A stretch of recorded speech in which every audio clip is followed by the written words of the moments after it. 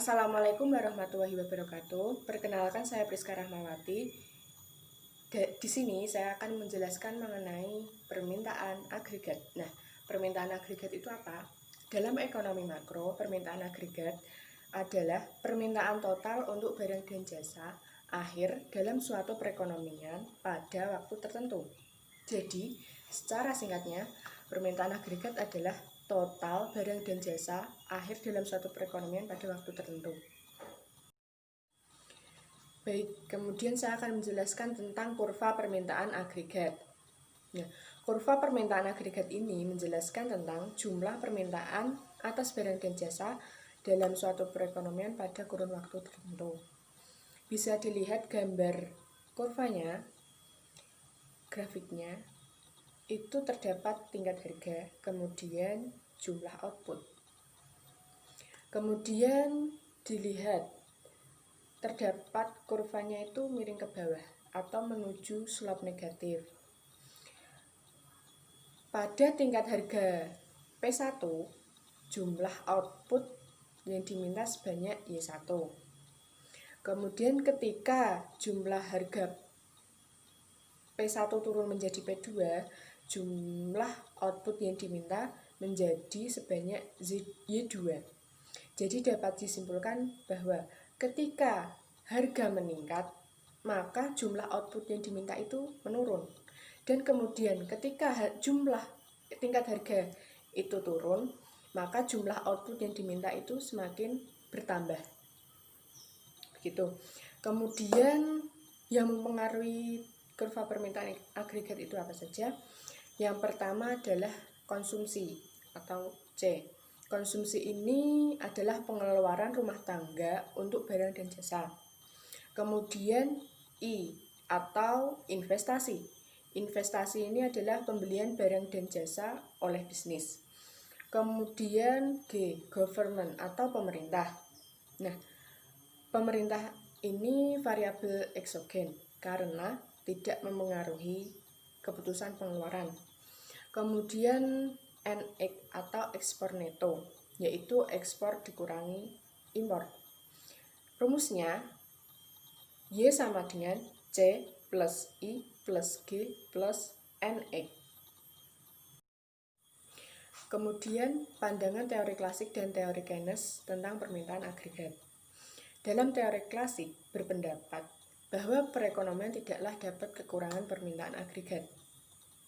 Selanjutnya mereka berpendapat bahwa perekonomian selalu mencapai kesempatan kerja penuh, kegiatan ekonomi dan pendapatan nasional ditentukan oleh jumlah dan kualitas faktor-faktor produksi yang tersedia dan tingkat teknologi yang digunakan, dan pertambahan uang dalam perekonomian akan menimbulkan inflasi. Kemudian pandangan yang kedua yaitu menurut Keynes, perekonomian pengeluaran atau permintaan agregat ketika tidak mencapai tingkat output yang diminta pada kesempatan kerja penuh, maka akibatnya akan terjadi pengangguran.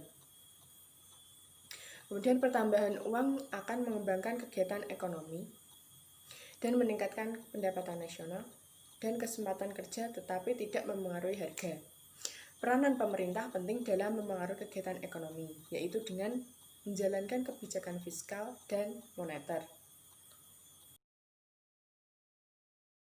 Untuk materi selanjutnya, saya akan menjelaskan tentang faktor-faktor yang mempengaruhi permintaan agregat. Faktor yang mempengaruhi permintaan agregat terdapat 8 faktor. Yang pertama yaitu ekspektasi konsumen akan pendapatan di masa depan. Ketika konsumen percaya penghasilan di masa depan akan meningkat, mereka cenderung menggabungkan lebih sedikit dan meningkatkan konsumsi saat ini. Harapan ini biasanya karena stabilan pekerjaan dan kemungkinan kenaikan upah. Situasi ini biasanya terjadi lebih ketika ekonomi saling berekspresi.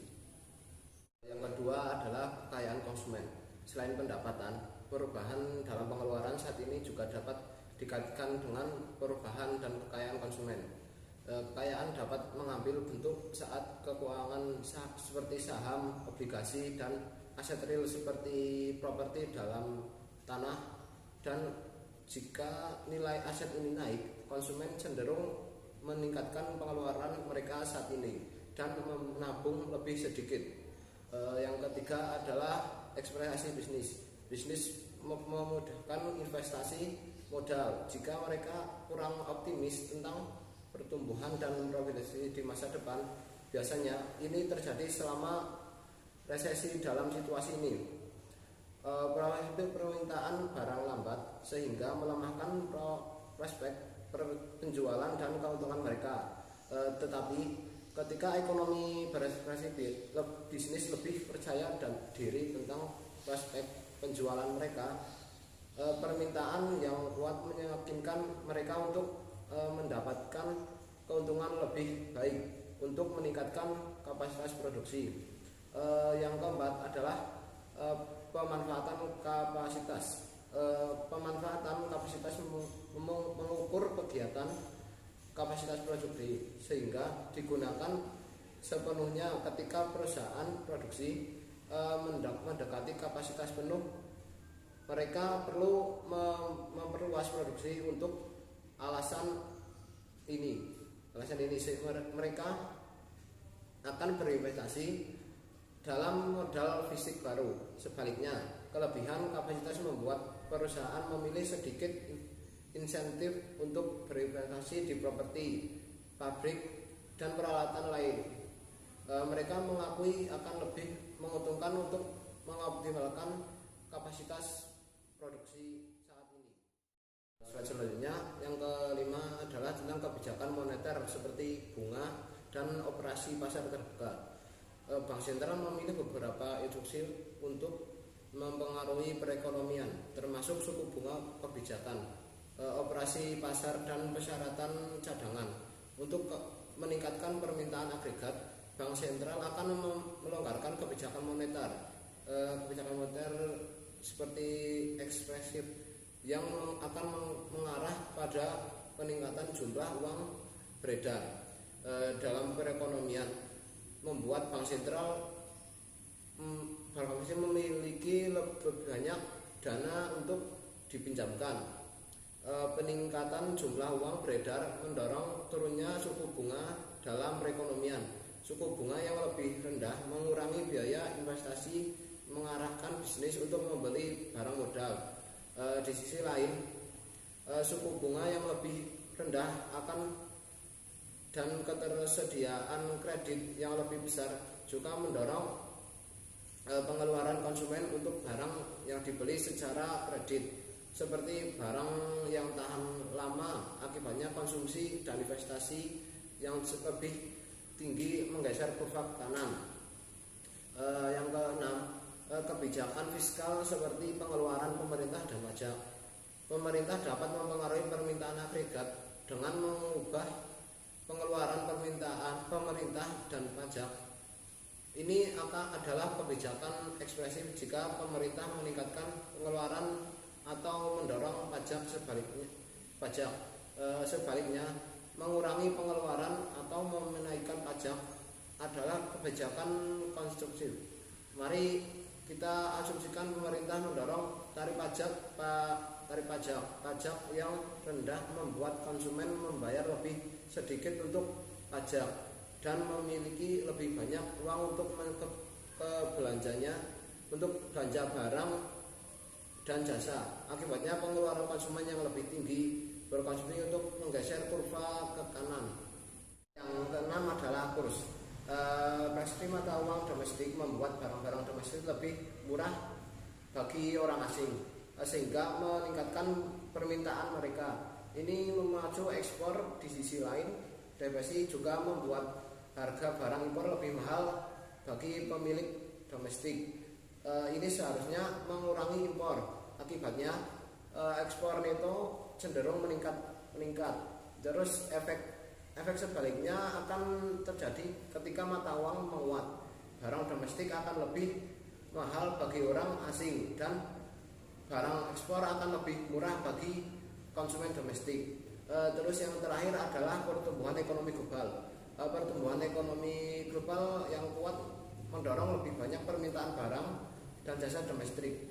Domestik ini meningkatkannya ekspor dan AD. Sebaliknya, ketika ekonomi global melemah, ekspor cenderung akan tertekan. Selanjutnya, ada penyebab kurva permintaan agregat dapat bergeser. Untuk memahami mengapa kurva permintaan agregat miring ke bawah, kita harus menelaah bagaimana tingkat harga mempengaruhi jumlah permintaan barang dan jasa untuk konsumsi, investasi, dan ekspor neto. Yang pertama, ada tingkat harga dan konsumsi. Efek kekayaan atau penurunan tingkat harga membuat konsumsi lebih banyak yang selanjutnya mendorong mereka untuk menghabiskan dalam jumlah uang yang lebih banyak. Peningkatan belanja konsumsi berarti penambahnya jumlah permintaan barang dan jasa. Yang kedua, ada tingkat harga dan investasi. Efek suku bunga tingkat harga yang lebih rendah menurunkan tingkat suku bunga dan mendorong lebih besar belanja pada barang investasi sehingga meningkatkan jumlah permintaan barang dan jasa. Yang terakhir, yang ketiga, itu ada tingkat harga dan ekspor neto. Efek nilai tukar jauhnya tingkat harga domestik menyebabkan tingkat suku bunga domestik turun. Terdepresiasinya nilai tukar real yang kemudian mendorong ekspor neto domestik dan meningkatkan jumlah barang dan jasa. Selanjutnya, ada contoh kejadian yang menggeser permintaan agregat. 1.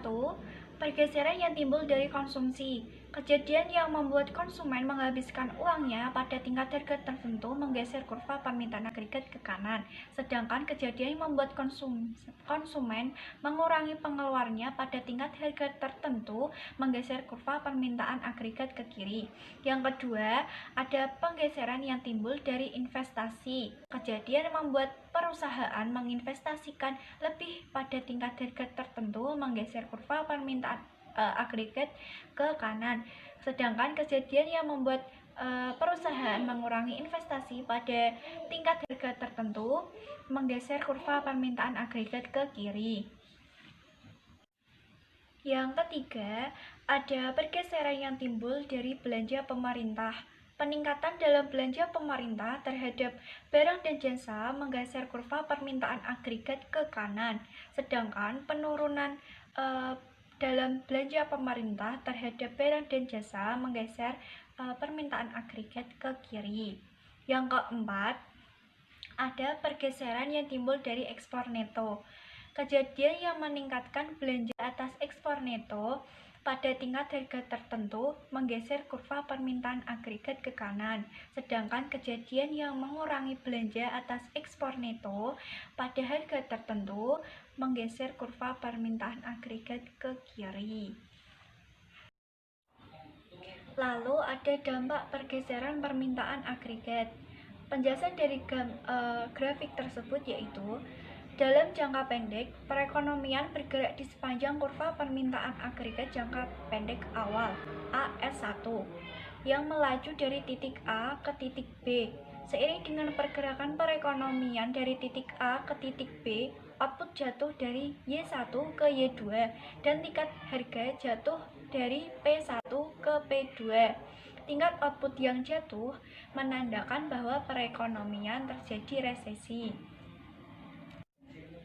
Lalu, apakah yang harus dilakukan oleh para pembuat kebijakan ketika dihadapkan pada resesi seperti ini? Salah satu kemungkinannya adalah melakukan tindakan untuk menaikkan permintaan agregat. Sebagaimana telah kita perhatikan sebelumnya, kenaikan pada belanja pemerintah atau kenaikan jumlah uang yang beredar akan meningkatkan jumlah permintaan barang dan jasa pada harga berapapun, sehingga akan menggeser kurva permintaan agregat ke kanan. Dan apabila pembuat kebijakan dapat bertindak dengan kecepatan yang memadai, mereka dapat mengkompensasi pergeseran awal pada permintaan agregat, mengembalikan kurva permintaan agregat ke AD1 dan membawa perekonomian kembali ke titik A. Tanpa tindakan yang dilakukan oleh para pembuat kebijakan, resesi pada akhirnya akan sembuh sendirinya. Karena terjadi pengangguran pada permintaan agregat, tingkat harga pun jatuh. Pada akhirnya, harapan mengejar ketertinggalan dengan kenyataan ini dan tingkat harga harapan juga akan jatuh. Karena jatuhnya tingkat harga dengan harapan mengubah upah, harga, dan persepsi, kurva penawaran agregat jangka pendek pun akan bergeser ke kanan dari titik AS1 ke AS2. Penyesuaian harapan ini seiring berjalannya waktu membuat perekonomian dapat mendekati titik C, di mana kurva permintaan agregat yang baru AD2 melintasi kurva penawaran agregat jangka panjang. Dalam keseimbangan jangka panjang yang baru, titik C, output kembali ke tingkat alamiahnya. Bahkan meskipun gelombang pesimisme telah mengurangi permintaan agregat, tingkat harga telah turun cukup jauh ke P3. Untuk mengimbangi pergeseran kurva permintaan agregat tercermin seutuhnya pada tingkat harga dan tidak sepenuhnya pada tingkat output. Dengan kata lain, dampak jangka panjang dari pergeseran permintaan agregat adalah perubahan nominal atau tingkat harga menjadi lebih rendah, tetapi bukan perubahan real atau hasil produksi tetap sama. Selanjutnya saya akan membahas tentang studi kasus penurunan perekonomian Amerika Serikat di tahun 2001. Pada tahun 2001, perekonomian Amerika Serikat mengalami penurunan aktivitas ekonomi yang lebih besar. Tingkat pengangguran meningkat dari 3,9% pada bulan September 2000 menjadi 4,9% di bulan Agustus pada 2001 dan menjadi 66,3% di bulan Juni 2003. Dalam banyak hal, penurunan ini terlihat seperti resesi biasa yang digerakkan oleh penurunan oleh penurunan agregat. Tiga gonjangan besar dapat membantu menjelaskan kejadian ini. Gonjangan yang pertama adalah penurunan pada pasar modal. Selama tahun 1990-an, pasar modal mengalami booming bersejarah karena investasi menjadi optimis tentang prospek dari teknologi informasi baru. Berupa ekonom memandang optimisme tersebut sebagai hal yang berlebihan saat itu, dan ternyata hal ini terbukti benar. Ketika optimisme mulai pudar, harga saham rata-rata jauh sekitar kekayaan rumah tangga dan pengeluaran konsumen. Sebagai tambahan, penurunan persepsi probabilitas dari teknologi baru ini juga mendorong turunnya pengeluaran investasi dan menggeser kurva ke kiri. Teroris tanggal 11 September 2001 di New York dan Washington, seminggu setelah serangan pasar saham terus turun lagi sebesar 12%, yang merupakan kerugian terbesar setelah depresi tahun 1930-an. Lebih jauh lagi, serangan tersebut meningkatkan ketidakpastian tentang masa depan. Ketidakpastian ini dapat mengurangi pengeluaran karena rumah tangga dan perusahaan menunda sebagian dari rencana mereka sampai datang akan kepastian. Jadi serangan teroris menggeser kurva ke kiri lebih jauh lagi. Terus gonjangan ketiga adalah skandal akuntansi di sejumlah perusahaan paling top, diantaranya adalah Enron dan Broadcom. Akibat skandal ini adalah bangkrutnya beberapa perusahaan yang dengan curang membuat perusahaan terlihat lebih menguntungkan, padahal seharusnya tidak.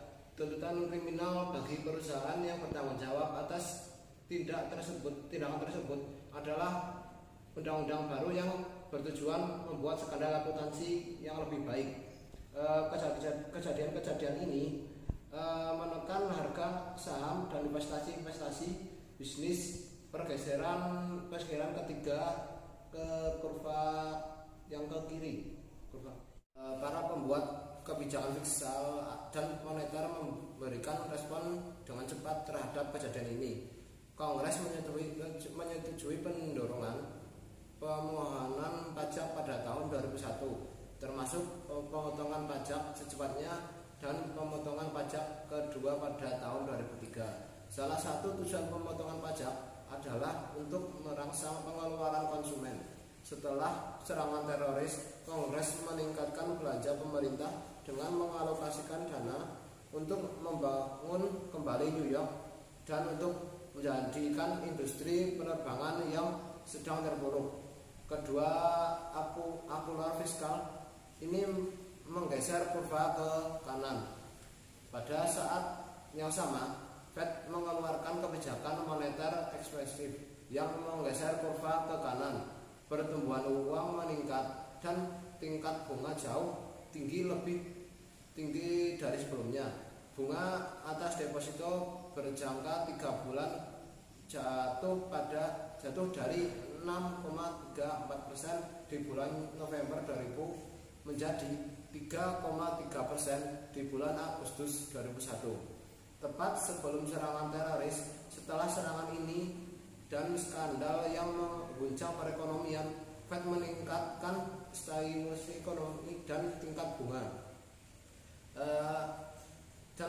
dan menurunkan menjadi 0,9% di bulan Juli 2003, tingkat terendah di banyak dekade.